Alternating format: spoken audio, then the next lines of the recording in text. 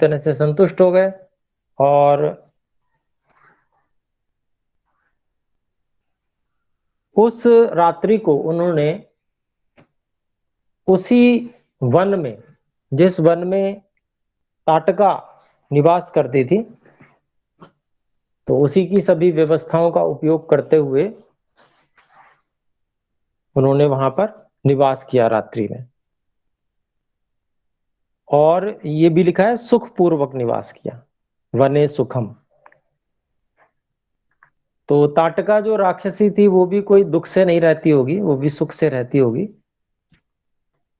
तो उसी की सभी सुविधाओं का उपयोग करके उसको मारने के बाद में सुख से उस वन में उन्होंने निवास किया। और ये 16वें सर्ग में हम कर चुके हैं। उसके बाद में अब 17वें सर्ग में महर्षि विश्वामित्र जी प्रातःकाल उठकर और श्री राम जी को, क्योंकि उनकी योग्यता क्या है, उनकी शारीरिक सामर्थ्य क्या है, उससे वो परिचित हो गए। और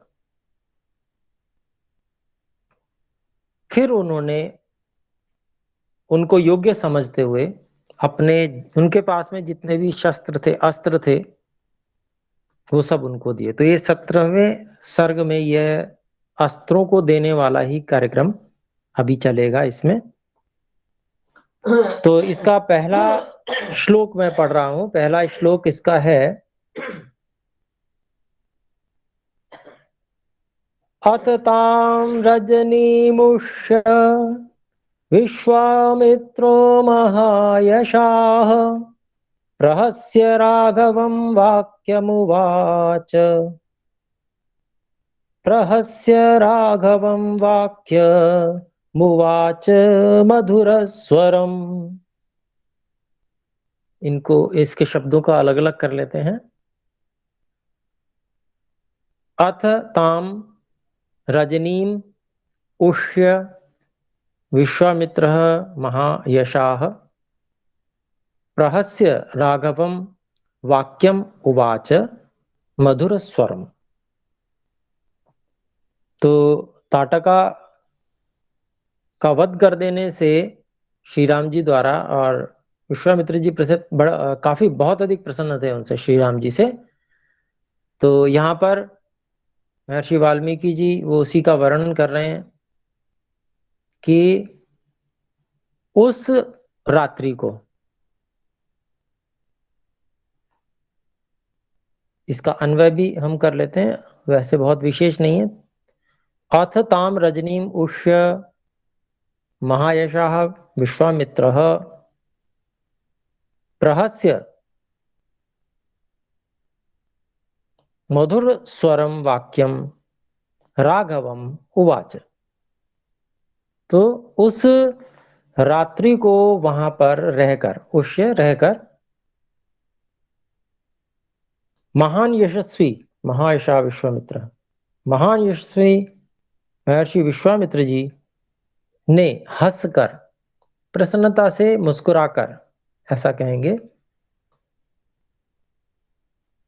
मीठे स्वर में, मधुर स्वरम वाक्यम, मीठे स्वर वाला जो वाक्य है वो राघवम श्री राम जी से उवाच कहा।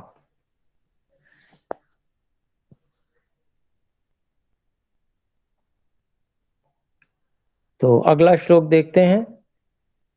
परितुष्टोऽस्मि भद्रं ते राजपुत्र महायशः प्रीत्या परमया युक्तो ददाम्यस्त्राणि सर्वशः।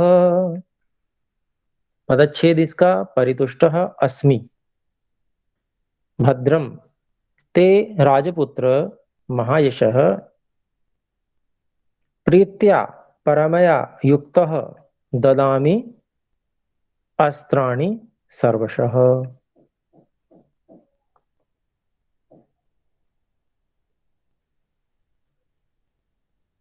तो इसका अन्वय देख लेते हैं। महायशः राजपुत्र ते भद्रम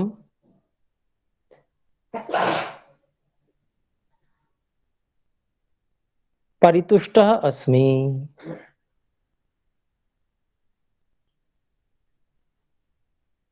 परमया प्रीत्या युक्तः अस्मि। अस्मात् कारणात्, अस्मात् कारणात् इसका हमने अध्ययन कर लिया, या अतः सर्वशः अस्त्राणि ददामि। तो अभिप्राय इसका निकालते हैं अर्थ। हे महायशस्वी राजपुत्र श्री राम जी, तुम्हारा कल्याण हो। ते भद्रम भूयात, भूयात का अध्ययन कर लेंगे। तुम्हारा कल्याण हो। परितुष्ट अस्मि, आपके इस कार्य से, जो उत्तम कार्य आपने किया है उससे मैं संतुष्ट हूं। और परमया प्रीत्या युक्त अस्मि, और मैं परम प्रीति से युक्त हो गया हूं। आपसे मुझे बहुत अधिक प्रसन्नता और प्रेम हो गया है। इस कारण से अपने में सारे अस्त्र जो मेरे पास में है वो ददामी, मैं आपको देता हूं, दे रहा हूं। तो ये महर्षि विश्वामित्र जी ने श्री राम जी से कहा। इससे पहले हमको स्मरण हो, ताड़कावध से भी पहले दो विद्याएं सिखाई थी महर्षि विश्वामित्र जी ने, बला और अति बला। ये दो विद्याएं उन्होंने वो पहले सिखा दी थी, वो सिखा चुके हैं।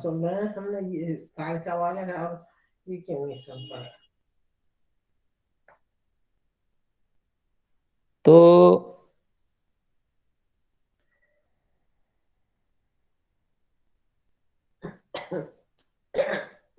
वो विद्या वो पहले दे चुके हैं। उसमें कुछ औषधियां जो उगती हैं, बला और अतिबला नाम की औषधियां, जो अनेक स्थानों पर, मार्गों के किनारों पर, नदियों के किनारों पर उग जाती हैं, और स्वभाव से ही उगती हैं, वो कोई ऐसा नहीं किसी ने उगाई हुई हो। तो ऐसी औषधियां जो जंगल में उगती हैं उनकी पहचान आदि करवा के उनका उपयोग किस तरह से करना है, जिससे कि भूख प्यास भी न सताए और अत्यंत बलवान हो जाए व्यक्ति, शत्रुओं के आक्रमण को आसानी से सहन भी करके और उसको नष्ट कर डाले, इतना बल उसको प्राप्त हो जाए। तो ये सारी विद्या वो पहले ही दे चुके थे।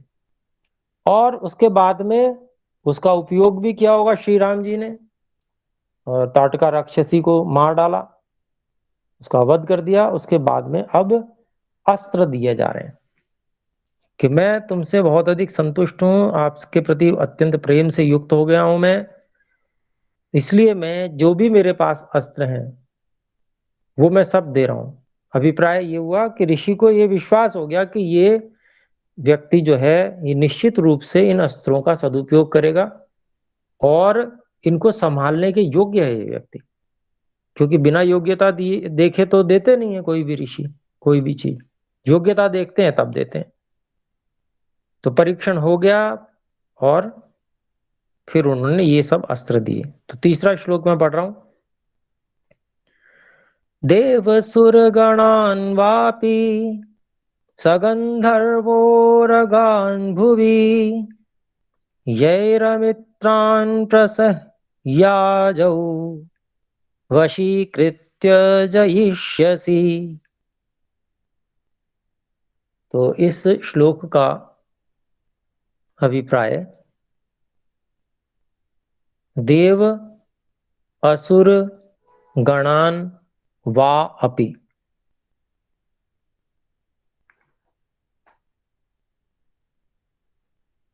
स गंधर्व उरगान भुवि, सगंधर्वोरगान भुवि है, इसको हमने तोड़ा स गंधर्व उरगान भुवि। फिर यैरमित्रान प्रसह्याजो, पर प्रसह्याजौ, तो इसको हमने तोड़ा यैह, विसर्जनी लगा दिया, अमित्रान प्रसह्य अजौ वशीकृत्य जयिष्यसि, ये पदच्छेद हो गया। अब इसका हम अन्वय करते हैं।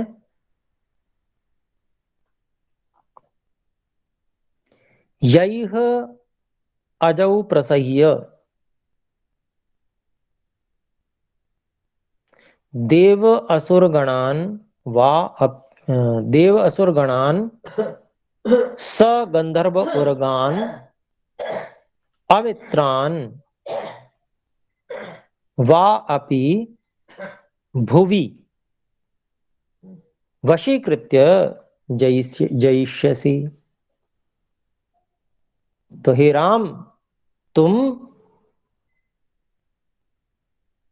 संबोधन कर रहे हैं श्री राम जी को और बता रहे हैं कि तुम, जयिष्यसि आ गया ना, ये क्रियापद मध्यम पुरुष एक वचन का है, इसका मतलब तो हम अपने आप समझ जाएंगे। तो हे राम, तुम यही जिनके द्वारा, जो मैं अस्त्र तुमको दे रहा हूं, सारे के सारे तुम्हें दे रहा हूं जो अस्त्र, उन जिनके द्वारा प्रसह्य, तुम सब कुछ सहन कर सकते हो, सब कुछ सहन करके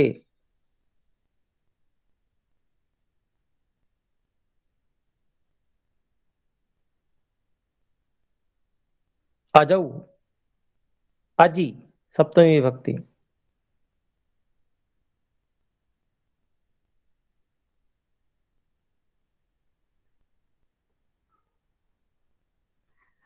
कि तुम सब कुछ सहन करते हुए भी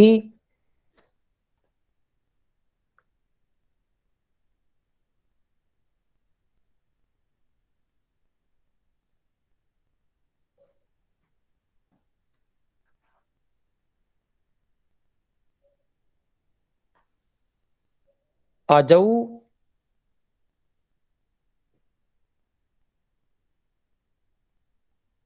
अजौ प्रसह्य, अच्छा दूसरे नंबर पे था ये, ठीक है। अजौ प्रसह्य देव असुर गणान,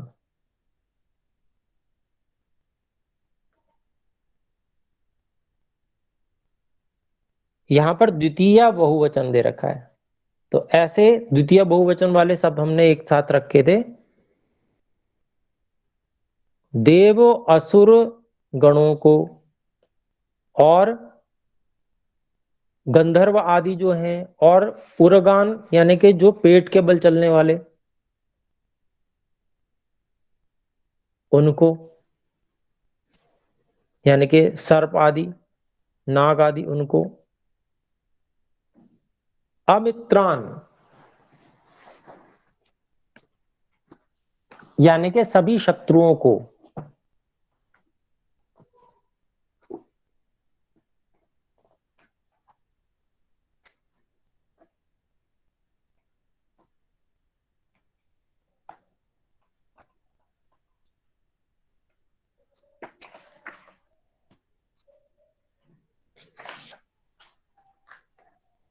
अमित्रान सभी शत्रुओं को,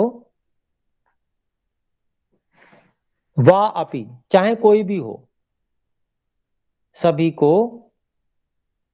संसार में, भुवि संसार में,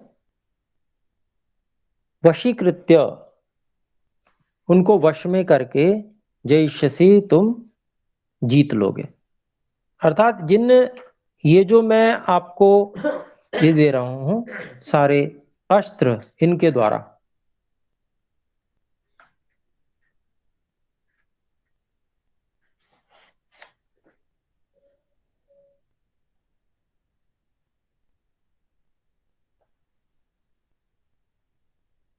तो इनके द्वारा आप इतने शक्तिशाली हो जाएंगे कि चाहे वो देव हो, चाहे वो असुर हो, या उनके समूह हो, चाहे गंधर्वों के समूह हो, चाहे नाग सर्प इत्यादि कैसे भी जो आक्रमणकारी हो, उन सभी शत्रुओं को वश में करके आप उनको जीत लेंगे।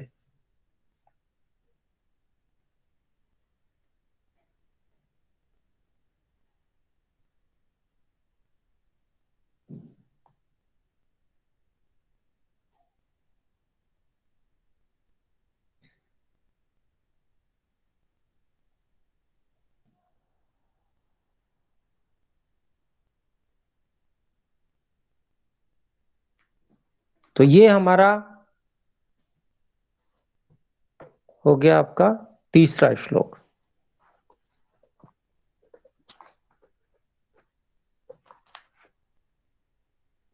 अब हम चौथे श्लोक पे चलते हैं।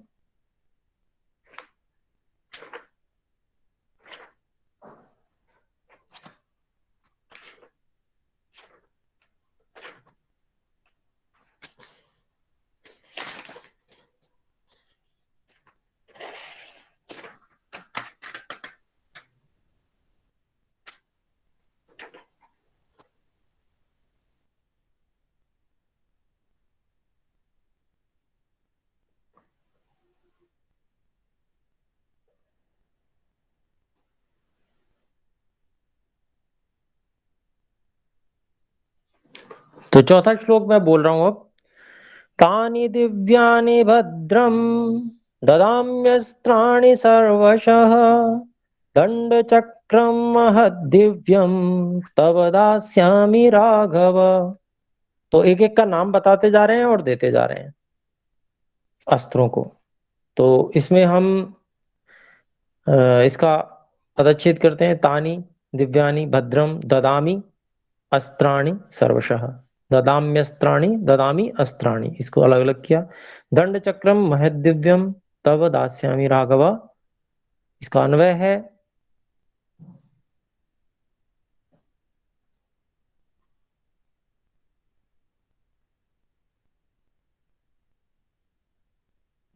हे राघव। जो सबसे अंत में राघव है उसको संबोधन को हम प्रारंभ में ले आए, तो हे राघव तानि दिव्यानि अस्त्राणि सर्वशः ददामि। तो हे राघव वे सारे दिव्य जो अस्त्र हैं वो पूरी तरह से मैं देता हूं। और वो कौन कौन से हैं उसमें गिना रहे हैं। भद्रम महद्दिव्यम दंडचक्रम।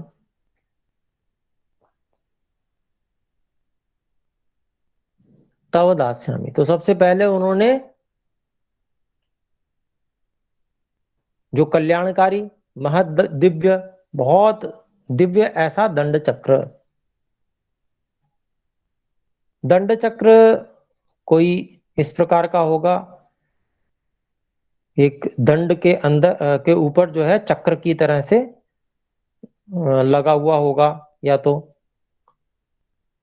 अभी तो ऐसा कुछ किस प्रकार का होगा ऐसा कुछ विशेष हम वो नहीं कर सकते हैं उसका, लेकिन एक कल्पना ही कर सकते हैं उसकी कि किस तरीके का वो महद दिव्य अस्त्र होगा जिसको फेंक कर मारने से शत्रु का नाश होता होगा। तो इस प्रकार का होगा कि दंड हो, दंड के ऊपर चक्र लगा हुआ हो जिसमें धार हो, इस प्रकार का होता हो जो शत्रु का जो है नाश करता हो, काट डालता हो इत्यादि, अंगों को काट देता हो। तो ऐसा कोई दंड चक्र है। तो ऐसे दंड चक्र को, महदिव्य जो दंड चक्र है, इसको तव दास्यामी, तुझको देता हूं मैं, दूंगा। दास्यामी भविष्यत काल का रूप है, लृट लकार, तो तुझे दूंगा। तो राम को कह रहे हैं महर्षि विश्वामित्र जी। फिर पांचवा श्लोक पे, पांचवें पे आ जाते हैं। पांचवा श्लोक है धर्म चक्रम ततो वीर काल चक्रम तथैव च विष्णु चक्रम तथात्युग्रमेन्द्रम चक्रम तथैव च।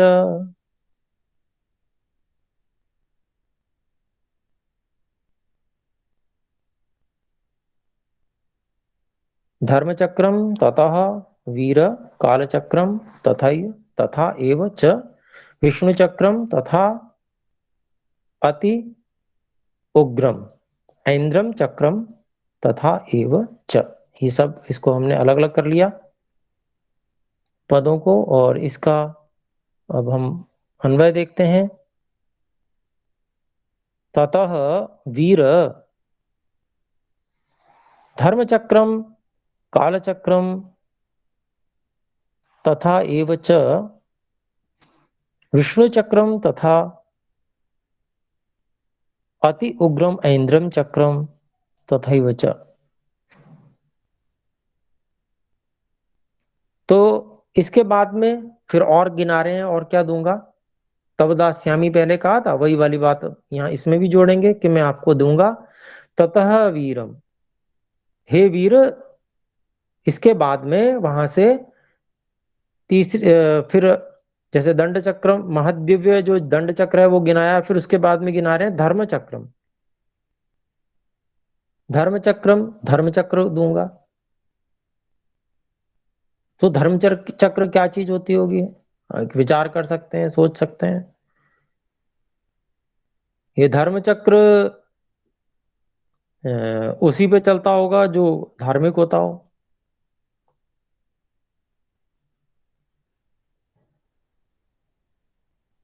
वो जिन कर्तव्यों, जिन धर्म को अपने मानता हो, उसको उसमें उलझा देने वाला, उसके कर्तव्यों के अंदर उलझाकर उसको किम कर्तव्य विमूढ़ कर देने वाला, चक्कर में फंसा देने वाला, ऐसा हो। ऐसा हो सकता है, कल्पना कर सकते हैं अभी तो। धर्म चक्रम इसलिए नाम पड़ गया उसका। फिर ऐसे ही काल चक्रम, काल चक्र को भी मैं तुमको दूंगा। काल चक्र में क्या होगा, समय का वह सामने शत्रु को समय का जो है विपर्य करा देता हो, इस तरह का कोई होगा जिससे समय का बोध नहीं रह पाता हो उसे कि कौन सा समय चल रहा है। ये मतलब घुमा देना, चक्र तो घुमाने वाली चीज है। एक कल्पना हम कर सकते हैं कि चक्र ऐसा जैसे सुदर्शन चक्र था, तो वो जैसे आरा मशीन मशीन लकड़ी काट देती है, वैसे वो गर्दन काट देता था। एक वो चक्र है। पर जहां पर अनेक प्रकार के चक्र आ रहे हैं, तो सब एक ही तरह का काम थोड़ी करते होंगे, अलग अलग ढंग से काम करते होंगे। तो उसकी हम विचार कर सकते हैं किस तरह से वो अस्त्र काम कर सकता है। तो ये समझने वाली बात है। और जो लोग इसी में से प्रेरणा प्राप्त करके और अस्त्रों का निर्माण कर देते हैं, वो इसी तरह से प्रेरणा लेते हैं, उसमें बुद्धि लगाते हैं नाम के अनुसार कि भाई ये क्या चीज होगी। तो शत्रु की बुद्धि को चकरा देने वाला ऐसा चक्र, ये भी चक्र हो सकता है। अर्थात समय काल चक्रम का मतलब यही हुआ, यही ले सकते हैं, हम समझ सकते हैं। और भी हो सकता है, ये नहीं कह रहा मैं कि यही होगा। मतलब अभिप्राय ये है कि हम इसको ऐसा भी सोच सकते हैं, और भी कोई ढंग हो सकता है सोचने विचारने का, कि समय का मति विभ्रम हो जाए किसी को, वो चक्र इस तरह की परिस्थिति पैदा कर देता है। तो चाल काल चक्रम तथा एवं और इस प्रकार का है। फिर विष्णु चक्र, तो विष्णु चक्र ये नाम से भी हो सकता है।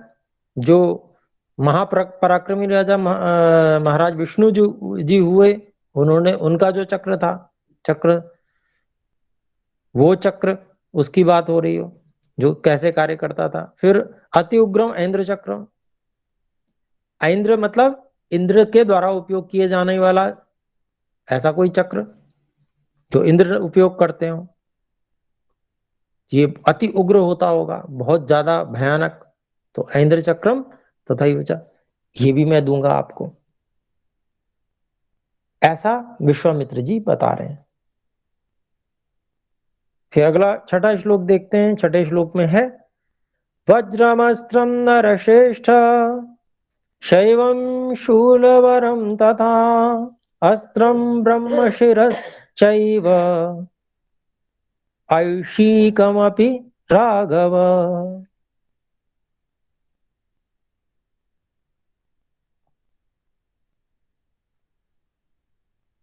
तो अलग अलग आकार के जो अस्त्र हैं उनके विषय में बता रहे हैं। वज्रास्त्र है,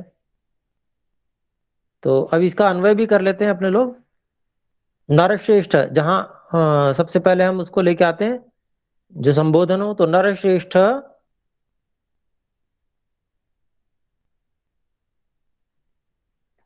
राघव। दूसरी पंक्ति में राघव विशेषण, राघव संबोधन है, तो नरश्रेष्ठ राघव वज्रम अस्त्रम शैवम शूलवरम तथा।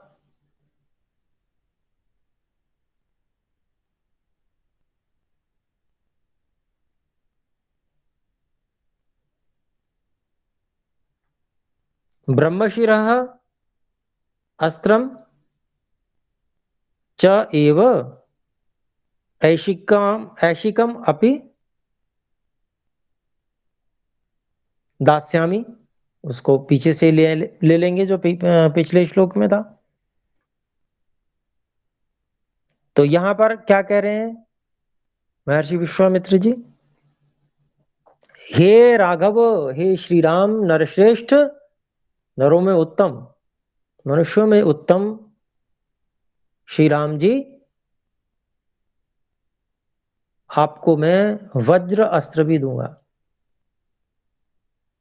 वज्र कुछ हीरे से बनने वाला वह अत्यंत कठोर ऐसा अस्त्र होता था। तो वज्र अस्त्र ये दूंगा आपको। और शूलवरम शैवम, तो शिव जी के द्वारा जो त्रिशूल हो सकता है, ये शूलवरम उसको कहा गया है, वह भी मैं तुम्हें दूंगा। और शैवम शूलवरम, जो शिव जी वाला त्रिशूल है, विशेष है, सबसे अच्छा जो शूल है वो अस्त्र भी दूंगा, वो भी फेंक के मारा जाता था। फिर कह रहे हैं ब्रह्मशिरः अस्त्रम, ये किसी आकार आकार विशेष का होगा, ब्रह्मशिर अस्त्र, तो इसको भी मैं तुम्हें दूंगा। और फिर कहते हैं ऐशिकम अपि राघव। ईशिका, ईशिका कहते हैं जो सरकंडा होता है,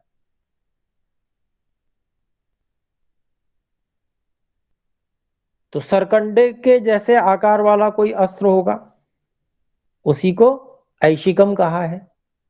तो इस प्रकार का हे श्री राम जी, आपको मैं ये ऐशिकम अस्त्र भी आपको दूंगा। तो इतने प्रकार के अस्त्रों को यहां पर और गिनाया।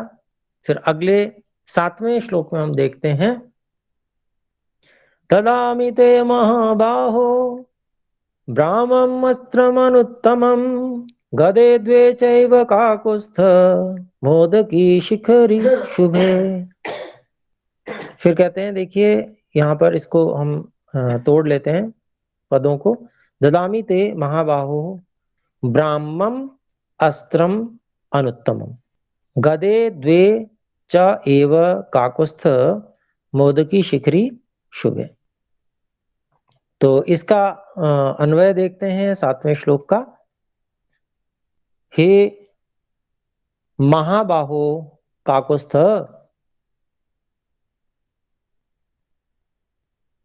अनुत्तमम ब्राह्मम अस्त्रम ते ददामि मोदकी शिखरी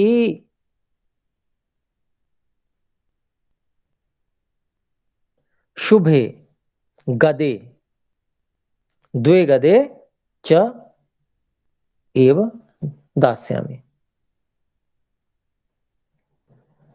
तो कहते हैं कि हे काकुत्स्थ महाबाहु, लंबी लंबी भुजाओं वाले श्री राम, काकुत्स्थ कुल वाले, आपको अनुत्तमम, सबसे जो उत्तम है, उत्तम से भी जो उत्तम है, ऐसा ब्रह्मास्त्र उसको भी मैं तुम्हें देता हूं। और फिर साथ में तुम्हें देता हूं मोदिकी और शिखरी नाम की दो गदाएं, दो गधे, दो गदाएं भी तुमको देता हूं। ये महर्षि विश्वामित्र जी ने श्री राम जी से कहा। तो इतने सारे अस्त्र वो दे रहे हैं।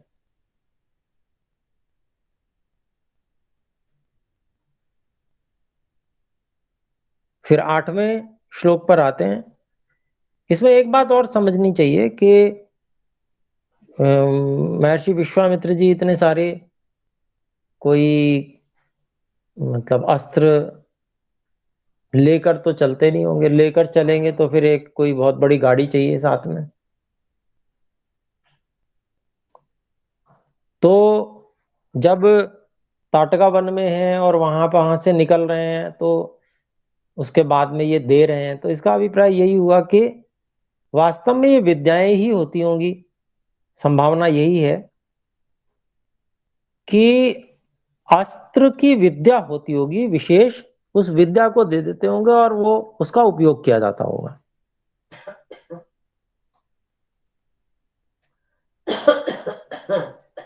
उसका निर्माण करके उसका उपयोग किया जाता होगा। या ऐसा भी हो सकता है संभावना कि ये जो अस्त्र होते हैं वो सूक्ष्म होते हों। तो कल्पना की जा सकती है। वैसे तो अभी अभी तो इस तरह के सूक्ष्म अस्त्र इस समय वर्तमान में तो जितने भी प्रक्षेपास्त्र आदि होते हैं सब बड़े बड़े होते हैं, बहुत बड़ी बड़ी चीजें होती हैं। तो उनकी जो टेक्नोलॉजी उसमें लगती है वो सब भी बड़ी बड़ी ही होती है। और तो लेकिन उस समय में कैसी टेक्नोलॉजी थी, किस तरह की थी, और तो इसका तो अभी हम बिल्कुल ठीक ठीक अंदाजा नहीं लगा सकते, क्योंकि हम लोगों ने धनुर्वेद भी नहीं पढ़ा है। धनुर्वेद पढ़ा हुआ होता तो फिर भी इसका काफी कुछ अंदाजा लग सकता था कि ये अस्त्र किस प्रकार के होते हैं। तो सामान्य रूप से जो शब्द हैं उसके अनुसार हम उनका अभिप्राय सोच रहे हैं, विचार रहे हैं और पढ़ के आगे बढ़ते जा रहे हैं। और ईश्वर की कृपा होगी तो निश्चित रूप से हम आगे सभी ऋषियों के बनाए जो धनुर्वेद, आयुर्वेद आदि जो ग्रंथ हैं उन सबको हम पढ़ेंगे और हमें निश्चित रूप से ये सब विद्याएं प्राप्त होंगी। ऐसी इच्छा भी अपने सब लोगों को मन में बनाकर रखनी चाहिए कि ऋषियों के सभी ग्रंथों को हम पढ़ें और इस प्रकार के जो महान जो अस्त्र हैं वो उन वस्त्रों के विषय में भी हमको जानकारी होनी चाहिए। भारतीय जनों को, आर्यावर्तीय जनों को, जो आर्यों की इतनी अच्छी तकनीकी थी, उस तकनीकी को हम पुनर्जीवित कर सकें, ऐसा भाव हमारे अंदर भी होना चाहिए। तभी हम जो भारत है उसको सारे विश्व में सबसे ऊंची स्थिति में ला सकेंगे। उधार की तकनीकी से कोई व्यक्ति नंबर 1 नहीं हो सकता। अंत में यही कह दिया जाएगा कि तुमको क्या पता है, तुम क्या जानते हो, तुमने तो सब टेक्नोलॉजी हमसे ली है। तो ये तकनीकी विस्तार भी अपने लोगों को करना चाहिए। उसके लिए हजारों नहीं लाखों लोग इस कार्य के लिए लगने के लिए तैयार होने चाहिए विद्वान के रूप में, क्योंकि विद्वान बनेंगे तभी वो वैज्ञानिक बन सकते हैं। वैज्ञानिक जो होता है वो पहले संपूर्ण विद्या में निष्णात होता है, तब वह आगे खोज कर पाता है। और आजकल उसका नाम वैज्ञानिक रखा जाता है। पहले के युग में ऋषि होते थे, ऋषि ही वैज्ञानिक होते थे पहले। तो हम 8वें श्लोक पे चलते हैं।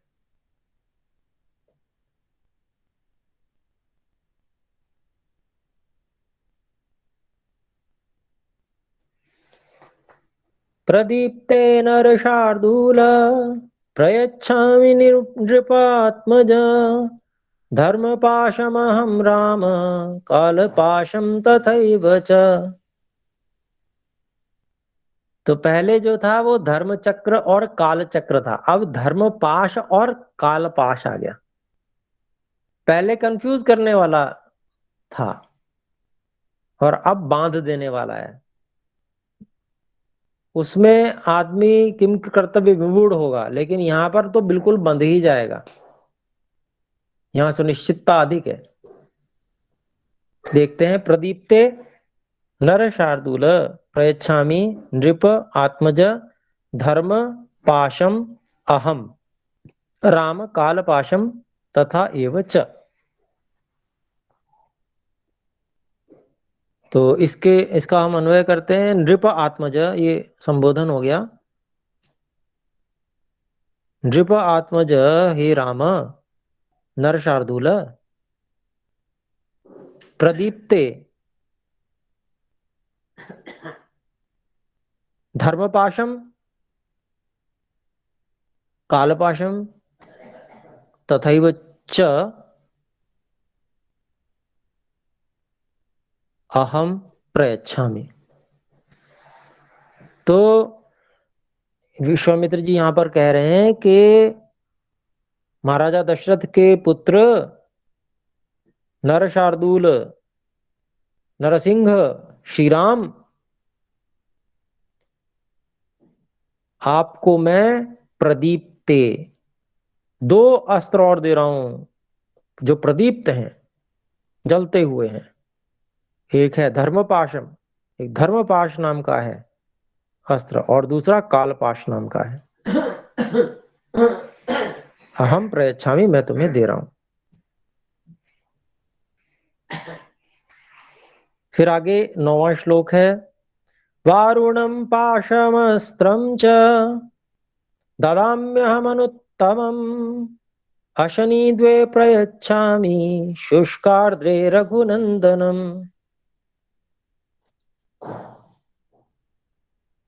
तो इसका अलग अलग करते हैं। देखिए, वारुणम पाशम अस्त्रम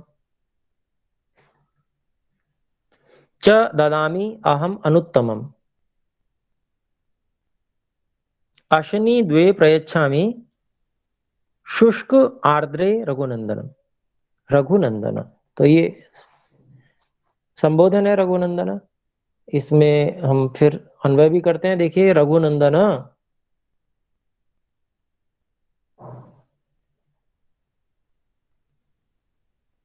अहम अहम च अनुत्तमम वारुणम पाशम अस्त्रम ददामि।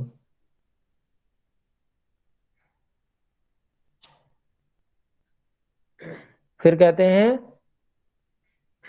कि हे रघुनंदन शुष्क आर्द्रे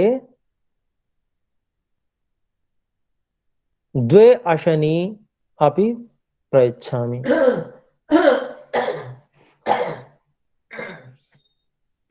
तो यहां पर देखिए, कहते हैं कि हे रघुनंदन, मैं तुम्हें सबसे अच्छा वाला पाश, पाश मतलब बंधन, वरुण, कोई वरुण होंगे ऐसे जो, जिन्होंने उसको बनाया होगा या जो उसके आविष्कार करता होंगे, तो उनको, उसको वारुण पाश कहा गया। तो वरुण के द्वारा बनाया गया वारुण पाश। तो ऐसे वारुण पाश भी मैं तुम्हें, वारुण पाश अस्त्र भी मैं तुम्हें दूंगा, जो सबसे बढ़िया वाला पाश है। फिर और कहा कि हे रघुनंदन, मैं आपको दो प्रकार की, सूखी और गीली, शुष्क आर्द्र, सूखी और गीली दो प्रकार की बिजली भी दूंगा। बिजली, अशनि बिजली को कहते हैं, विद्युत।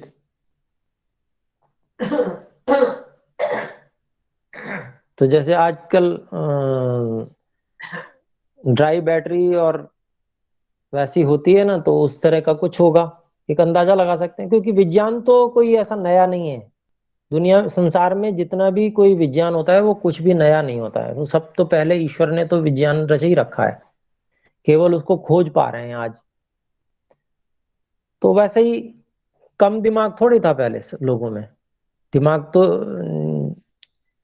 वही है मस्तिष्क, बल्कि थोड़ा अब जैसे जैसे सृष्टि आगे बढ़ रही है थोड़ा कम होता जा रहा है, पहले तो और अधिक था मस्तिष्क तीव्र। तो विज्ञान भी पूरे स्तर पे रहा होगा हर तरह से। 10वां श्लोक देखते हैं, 17वें सर्ग का।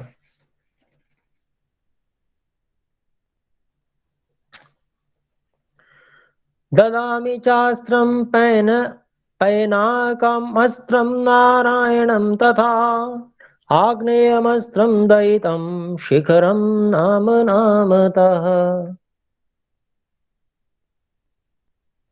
तो इसको देखते हैं, इसका ददामि च अस्त्रम पैनाकम अस्त्रम नारायणम तथा आग्नेयम अस्त्रम दयितम शिखरम नाम नामतः। तो इसका अन्वय देखते हैं।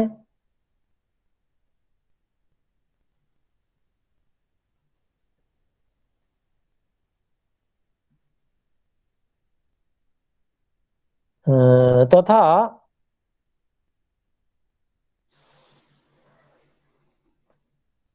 तथा च पीछे से जोड़ रहे हैं हम, इतना सब कुछ देने के लिए बता दिया, तो अब तथा च पैनाकम अस्त्रम,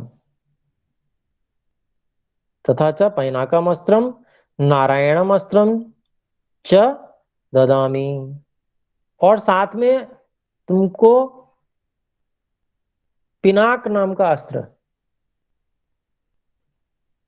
ये पिनाक नाम का जो धनुष का नाम ऐसा सुनने में आता है, जो शिव जी का धनुष था वो पिनाक नाम का था, तो वो मैं तुमको देता हूं। और साथ में नारायण अस्त्र नाम का भी जो अस्त्र है वो भी मैं तुमको देता हूं, ये कहा। फिर आगे कहते हैं, इसका भी अन्वय देखते हैं। शिखरम नाम नामितः आग्नेय अस्त्रम दयितम, और ये आपको शिखर नाम से जो प्रसिद्ध है ऐसा आग्नेय अस्त्र भी तुमको दिया। आग्नेय अस्त्र, आग्नेय अस्त्र मतलब जो आग उगलने वाला हो, जैसे तोप आदि होती होगी। तो वहां तो टेक्नोलॉजी दे रहे होंगे या तो जो भी कुछ है, और हम क्योंकि उस उतने आकार की कल्पना आज कर सकते हैं आज के हिसाब से जो चल रहे हैं अस्त्र शस्त्र, तो इस कारण से हम शायद वो हमारी कल्पना भी ठीक ना हो पाए। तो वो सब जो विद्वान लोग हैं, जो विशेष उस क्षेत्र के, जैसे जो धनुर्वेद आदि जानने वाले हैं, वो सब उस चीज की ठीक ठीक कल्पना कर सकते हैं। तो आगे देखते हैं, 11वां श्लोक है। वायव्यं प्रथनं नाम ददामि तव चानघ अस्त्रं हयशिरो नाम क्रौञ्चमस्त्रं तथैव च। तो यहाँ पर फिर इसको अलग अलग करते हैं। वायव्यम प्रथनम नाम ददामि तव च अनघ अस्त्रम हयशिरः नाम क्रौञ्चम अस्त्रम तथैव च, तथा एव च। तो इसको हम अन्वय में पिरोते हैं। हे अनघ,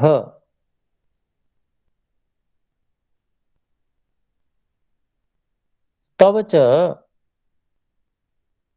वायव्यम प्रथनम नाम अस्त्रम ददामि, अस्त्रम हमने अध्याय कर लिया। फिर कहते हैं हयशिरम अस्त्रम नाम क्रौंच अस्त्रम तथा एव च ददामि या दास्यामि। तो इसका अभिप्राय देखते हैं। हे पाप रहित, पाप न करने वाले, हे अनघ, मैं तुमको तब वायव्य नाम का जो प्रथम वायव्य अस्त्र, जो प्रथम नाम का है वो मैं तुमको देता हूं, वायव्य नाम का। तो अब वायव्य नाम का क्या है, उसके दो प्रकार जो समझ में आते हैं कि एक तो बहुत तेज वायु चला देता हो, आंधी ला देता हो, या ऐसा हो सकता है कि शत्रु सेना के शरीरों में वात का प्रकोप कर देता हो। इस प्रकार का कोई गंध वाला द्रव्य छोड़ा जो सूंघने से वात का प्रकोप हो जाता हो, ऐसा भी हो सकता है। तो ये क्या टेक्नोलॉजी वहां पर, तकनीकी उसकी इस्तेमाल की गई है, तो वो एक अलग विषय हो गया। फिर है अस्त्रम, फिर है श्रम नाम का। तो यहां पर कहते हैं और भी तथा विच, और भी दो प्रकार के और बता रहे हैं। हयशिर नाम का अस्त्र है और क्रौंच अस्त्र, क्रौंच नाम का अस्त्र है। तो है घोड़े को कहते हैं, घोड़े के सिर जैसे आकार वाला वो कोई अस्त्र होगा, उसका नाम इस तरह से हयशिर पड़ गया होगा। क्या होता होगा उससे एक अलग विषय है। ऐसे ही क्रौंच पक्षी के आकार का कोई अस्त्र होगा उस, तो उस प्रकार का भी अस्त्र मैं देता हूं, ऐसा महर्षि विश्वामित्र जी ने कहा। फिर अगला 12वां श्लोक है, शक्तिद्वयं च काकुत्स्थ ददामि तव राघव, कंकालं मुसलं घोरं कपालमथ कंकणम। तो यहां पर इसको अलग अलग करते हैं। शक्ति द्वयम च काकुत्स्थ ददामि तव राघव, कंकालम मुसलम घोरम कपालम अथ कंकणम। लगभग अलग अलग ही है इसमें सब कुछ। और इसका अन्वय है, हे राघव काकुत्स्थ तव शक्ति द्वयम च ददामि। हे राघव, हे काकुत्स्थ राघव, श्री राम, मैं तुमको दो प्रकार की शक्तियां दे रहा हूं, ये दो शक्तियां और रखो तुम।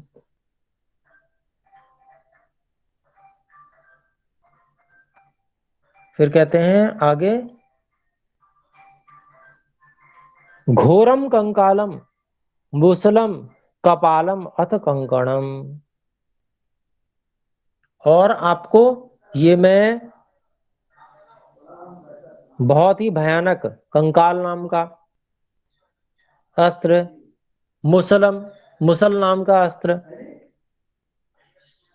और कपाल नाम का अस्त्र, और कंकण नाम का अस्त्र।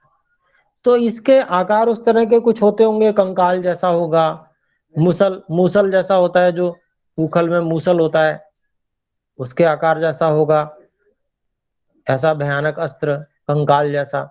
और कपाल जैसा होता होगा, जैसे कपाल होता है, और कंगनों के जैसा भी होता होगा जो अस्त्र, उसका उसका यहाँ पर वर्णन कर रहे हैं। तो वो मैं तुम्हें देता हूं, ऐसा महर्षि विश्वामित्र जी कहते हैं। तो इसका विवरण बहुत ज्यादा करना अभी संभव नहीं हो पाएगा, क्योंकि जानकारी कम है उस विषय में, अस्त्र शस्त्रों के विषय में। तो इसलिए मैं आगे बढ़ता जा रहा हूं। आगे 13वां श्लोक हम कर रहे हैं। वदार्थम वधार्थम रक्षसां यानि ददाम्येतानि सर्वशः, वैद्याधरं महास्त्रं च नंदनं नाम नामतः। वध अर्थम रक्षसां यानि ददामि एतानि सर्वशः, वैद्याधरम महाअस्त्रम च नंदनम नाम नामतः। तो ये इसका हम अन्वय देखते हैं कि वैद्याधर्म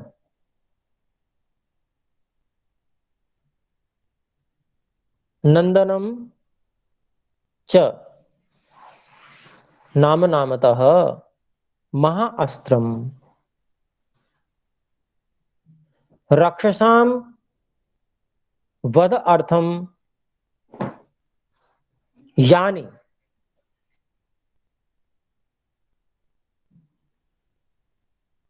एतानि ददामि सर्वशः।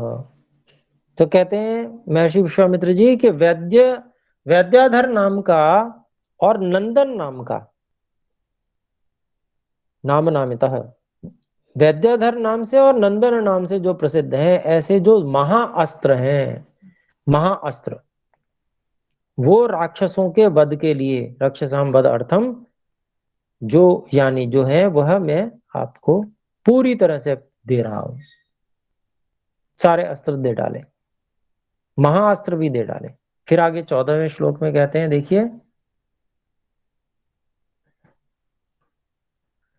असिरत्नम महाबाहो ददामि नृवरात्मज गंधर्वमस्त्रं दयितं मानवम नाम नामतः। इसका वो करेंगे, असिरत्नम महाबाहो ददामि नृवर आत्मज गंधर्वम अस्त्रम दयितम मानवम नाम नामतः।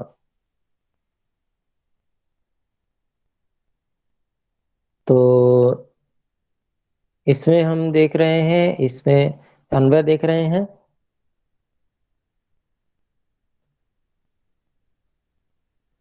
गर्दम गंधर्वम अस्त्रम दयितम मानवम मानवम नाम नामतः, 14वां है ना जी। तो यहाँ पर हम इसको करते हैं, नृवर आत्मज महाबाहो असिरत्नम ददामि, हे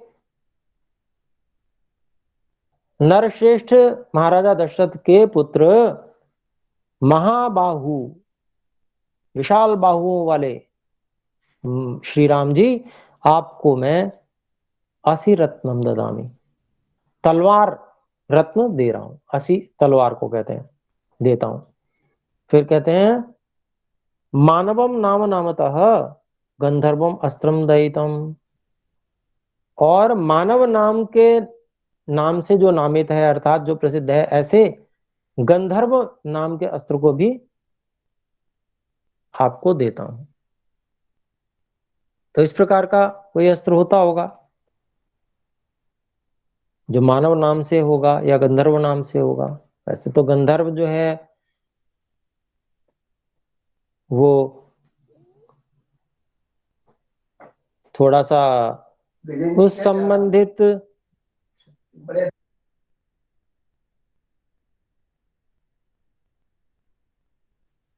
तो बहुत से जो लोग हैं जो गाना बजाना इत्यादि करने वाले हैं वो, और अधिक जो लोग श्रृंगार आदि पसंद करने वाले हैं, उनको गंधर्व कहा जाता था पहले। तो उनमें वैसी, शत्रुओं में वैसी प्रवृत्ति उत्पन्न करने वाला होगा कोई ऐसा अस्त्र, हो सकता है, संभावना है। आइए 15वें पे आते हैं हम। प्रस्वापनम प्रशमनम दद्मि सौख्यम च राघव वर्षणम शोषणम चैव संतापन विलापने। इसको अलग अलग करें, प्रस्वापनम प्रशमनम दद्मि सौम्यम च राघव वर्षणम शोषणम च एव संतापन विलापने। तो हे राघव, प्रस्वापनम प्रशमनम सौम्यम च दद्मि, हे राघव, मैं तुम्हें सुला देने वाला, प्रशमन करने वाला और सौम्य नाम के ये अस्त्र देता हूं। फिर और क्या क्या बता रहे हैं, वर्षणम शोषणम च एव, बरसाने वाला अस्त्र जो वर्षा देता है, वर्षा बरसा देता है। शोषणम सुखा देने वाला अस्त्र भी तुम्हें, और संतापन विलापने, संतापन और विलापन कराने वाला भी। संतापन मतलब सता देना, बहुत कष्ट देना, ऐसा तड़पा देना, तड़पा देने वाला अस्त्र भी दे रहा हूं, और रुला देने वाला। आजकल एक गैस आती है ना, उसको वीपिंग गैस भी बोलते हैं, तो ऐसी गैस होती है जो रुला देती है, और लाफिंग गैस भी होती है। तो अश्रु गैस जो होती है जिसको छोड़ते हैं तो भीड़ पर छोड़ते हैं तो वो आंखों में जलन होकर आंसू आने लगते हैं, भागने लगते हैं, वो अश्रु गैस हो गई। तो वैसी पिलापने वाली होगी। और दांतों को ठीक करने वाले जो डॉक्टर होते हैं वो हास्य गैस रखते हैं अपने पास में, जिससे कि रोगी हंसता रहे। तो इस प्रकार का थोड़ी तकनीकी आज भी चल रही है। आगे देखते हैं 16वां श्लोक है, मादनं चैव दुर्धर्षं कंदर्पदयितं तथा पैशाचमस्त्रं दयितं मोहनं नाम नामतः। तो यहाँ पर मादनम च एव दुर्धर्षम कंदर्प दयितम तथा पैशाचम अस्त्रम दयितम मोहनम नाम नामतः। और इसका हम अन्वय कर लेते हैं, मादनम दुर्धर्षम कंदर्प च एव तथा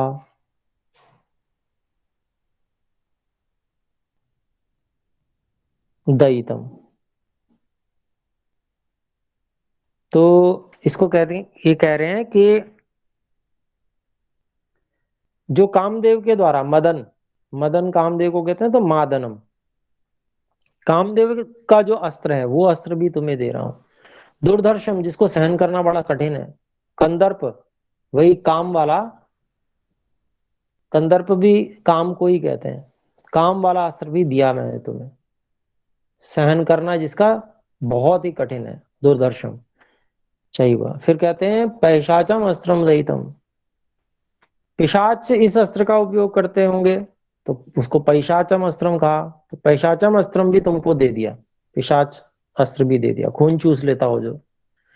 ऐसे ही मोहनम नाम नाम था, मोहन नाम का अस्त्र भी दिया जो मोहित कर देता हो इंसान को। तो इस प्रकार के अस्त्रों को दे रहे हैं। और क्योंकि हमारा समय समाप्त हो गया है तो 16 श्लोक तक ही आज हम रखते हैं। 17वें श्लोक से फिर हम अगली बार पढ़ेंगे। प्रयास तो ये था कि इसको पूरा कर दिया जाता, क्योंकि इसमें अस्त्र ही अस्त्र दिए जा रहे हैं, नाम ही है अस्त्रों के। लेकिन चलिए समय हो गया तो अगली बार कर लेंगे। तो आइए मिलकर, या तो हाँ कोई चीज पूछनी हो तो पूछ सकते हैं। वैसे तो आज कोई विशेष ऐसी बात थी नहीं।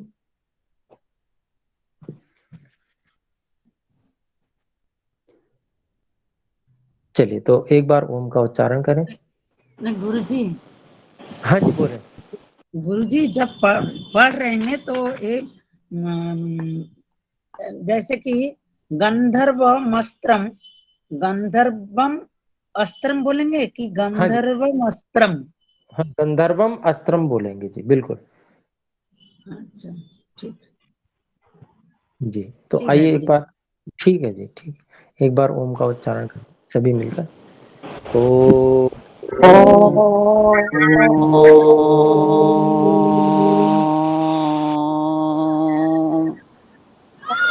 सभी को सादर नमस्ते जी। नमस्ते गुरुजी। नमस्ते आचार्य जी।